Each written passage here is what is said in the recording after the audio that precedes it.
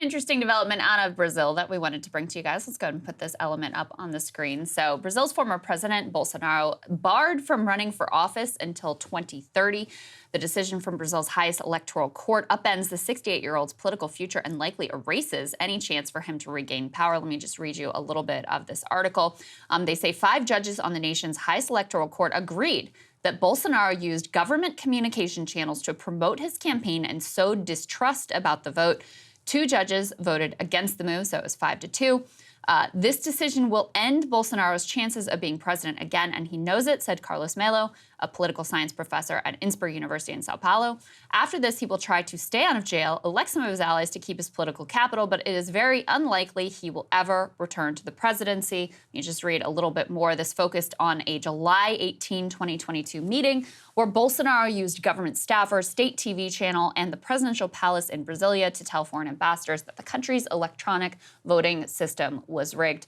And Emily, I mean, obviously there's a million Donald Trump echoes here. I'm not saying it's exactly the same and not pretending to be an expert on all the ins and outs of Brazil and their electoral system. However, you have a guy who, was going out, sowing distrust about the vote, claiming it was rigged. Also, then you had a bunch of people who stormed a major government building, and a lot of, it was like basically Brazil's January 6th. And what I find interesting is, obviously, in the American political context, we did not bar Donald Trump from running for office again. And in the Brazilian political context, they did. They also have a law in place, or potentially part of their constitution, I'm not sure, that says if you are like criminally found guilty, then you can't run for office again, which I don't actually agree with that part. But what do you think of the idea of, should we have taken the same steps? Should we have barred Donald Trump from office for January 6th and the fake elector stuff and trying to stay in office even though he had clearly lost? I think if he's found guilty by a jury, I am much more comfortable with voters making that decision. And I think in presidential elections, it's a little bit different, from my opinion, than some of those local races, which are so bought and paid for. You can, like, you literally hear people in Washington, D.C. talk like, well, it'll take about $5 million to win this race. Cool. So you just have to throw $5 million at anybody, and they can win this like the state Senate seat, or they can win this congressional seat. But that's why I think in a presidential election, when the stakes are high and there's a lot of people who are so invested in it, to me, I'm just much more comfortable with like actual small D democracy running its course, especially in the case where you look at like what happened to Lula. Like some of the stuff is, especially as we like lurch closer to our own Banana Republic era, there will be like real double standards of justice at the highest level.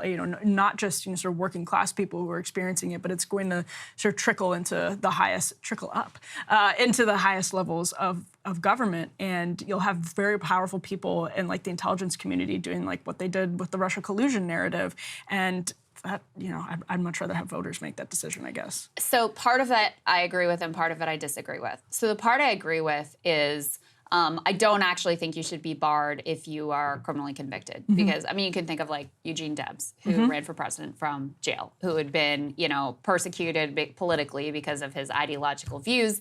You don't want to enable that sort of thing. If voters feel like whatever offense against the state that you were convicted of was unlawful and they still want to vote for you, fine.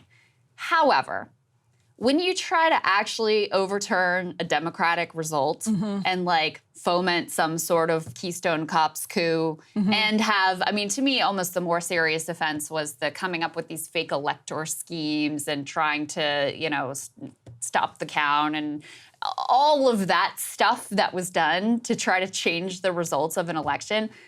That is a direct assault on the electoral system that I could get down with saying, you know what? You don't get to do this again. It's like, this was not good. This was really bad for just like the foundations of the country and the democracy. And we're going to draw a line in the sand and say, this particular thing you cannot do. It's actually kind of an interesting question, like looking at how the district attorney in Fulton County, Georgia, is approaching this question of illegality when it comes to whether Donald Trump like actually broke any laws when he was fomenting distrust in the electoral system in some like obviously false very like obvious, some some very obviously false ways. Is that against the law? Is there a law already on the books that would bar someone from doing that or punish somebody for doing that? That's going to be tested in the court system, I think, in a really interesting way. But then it also raises the question of whether we should, with our democratically elected representatives, pass a law against that. Here are the boundaries for what reasonable skepticism of election results look like from lawmakers. Here's what here's a mechanism for determining the veracity of an electoral result. And as long as we all sort of play by these rules and stay within these boundaries that we've agreed to pass in this Republican system of government, small r Republican system of government, that's actually a super interesting conversation in and of itself. Like, do we need new statutes that would actually protect us from devolving further into the banana republic era? Yeah, because the other side of this, to play devil's advocate for my own position that I just staked down, is like, sometimes elections do have fraud. Sometimes there's legitimate doubt. And sometimes things should be called into question. I mean, 2000, obviously, Bush v. Gore comes to mind, where I actually wish that they would have protested more instead of just being like, all right, cool, we're just going to accept that the election was rigged and move on with our lives. So you have to make it so that you can allow honest, genuine dissent without also permitting like a just completely fabricated, fraudulent nonsense. Which exploitation, too. Right. Where it gets into people who trust you. Right. You're lying to them to maintain your power. That's in some ways the grossest part is, and that is the gross part too about January 6th is like, people who trespassed, assaulted police officers, whatever. I have no problem with them being prosecuted, but it's disgusting to me that the people who created the circumstances that led to those events face no accountability, like get completely off the hook. So, I guess in our own system, the moment to have addressed to this was right after January 6th, right after all of the Stop the Steal insanity was at its peak, through the impeachment process. I mean, there was possibility there of impeaching, convicting, and barring him from running for federal office again. To me, they should have seized the moment. To me, they should have pushed forward with that. Mitch McConnell kind of floated a little trial balloon of like, maybe we should go in that direction.